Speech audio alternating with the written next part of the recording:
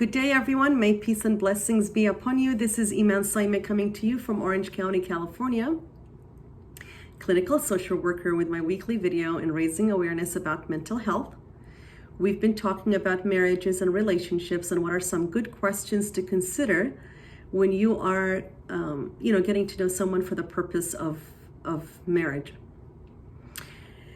Before I, give a list of suggested questions for today, I want to say two things.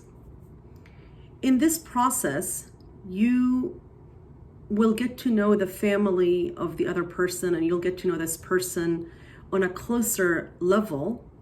And let's say things don't work out between you guys, decency and confidentiality must be part of this process.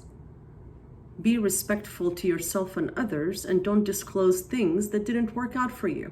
It might work out for somebody else. If somebody comes and tells you, oh, things didn't work out, why didn't it work out? If it's not something alarming and dangerous, and it's endangering somebody else's existence, keep things to yourself. You might find things about that family that is your non-negotiables, is your deal breakers, something that you will not tolerate. But maybe other people, it's completely the opposite. So make sure that you are upholding your confidentiality in the process and respect yourself and others. The second thing I want to mention, this process is supposed to be fun. It's supposed to be freeing and fun. But if you have issues with attachments, if you have issues with projecting results onto yourself, where you feel like if things don't work out, I'm not good enough, I'm not chosen, there's something wrong with me, deal with that piece, my friend, before you're out there meeting people. Don't attach yourself too quickly. Don't have high hopes of finding the right person from the first time. Give yourself time. You're making a lifelong decision. Do not make it at a haste or emotional place. Just get to know that person that will be coming into your life and get to know their family and spend time with them. Having said that, marry realities and not potentials. If you want someone to be on a certain religious level as you, make sure you're looking for that in that person. If you want somebody who wears the scarf, somebody who wears the yarmulke, somebody who goes to church, somebody who goes to the mosque, somebody who prays 5 times a day, somebody who adheres to kosher or halal eating and diet, somebody who likes to attend lectures in houses of worship. If you're looking for a certain religiosity level, make sure you're looking for that person from the get-go, not think that you will get into a marriage and then you teach them your way and you will get them to change their way. That doesn't work. That doesn't work. Don't marry somebody to change them. That's not very freeing experience. Marry people and accept people for who they are, where they're at the level that they're at. Talk about future plans. If you would like to change careers, if you want to stop working, if you want to work part-time, if your work requires a lot of traveling, if you would like to go back to school and pursue a degree, talk about these things ahead of time, because those things will take away from the family's budget, the couple's time, and the commitments, the quality of the commitment. So make sure you talk about these things.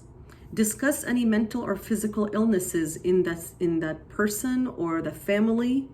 Talk about family history of illnesses. Inquire if that person is taking any type of medications, any allergies. You need to be able to do these, have these conversations to ensure the health of both partners when they come together. There are types of, blood issues, like if you're anemic, the other person, if they have anemia and you have anemia, both of you need to have the minor type of anemia, or else there will be some kind of deformities in the kids, and that will make some sort of problems later on in the health of the kids. So it's very important to do blood work, physical examinations before you get married, just to really find out if there's any type of incompatibilities. Talk about what do you like to do in your spare time. What are your hobbies? Talk about what you like to focus on as an individual. See, when you come together in a marriage, it's not coming together to melt into each other and you just become one. You're still individually, uniquely standing out together in a marriage as a couple. So make sure that you're sharing what you like, what you don't like. Share your non-negotiables, share your deal breakers, share the things that you perhaps don't like to eat, the things you don't like to do. People need to get to know people through what they like and don't like. So they will have the realistic expectations of that marriage. Talk about in-laws.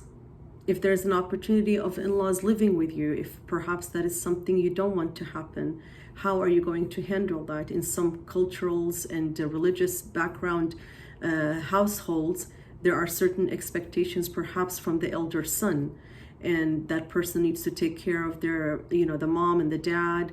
And how does that look like for you? Are you willing to have in-laws living with you, or are you going to budget where you're going to help out financially? Have these conversations. Talk to each other about what are the things that you value in a partner. What are the things that you count on when you're talking about partners, when you're talking about spouses? What are the things you're looking for? Talk about your fears in a relationship. What fears do you have in a relationship?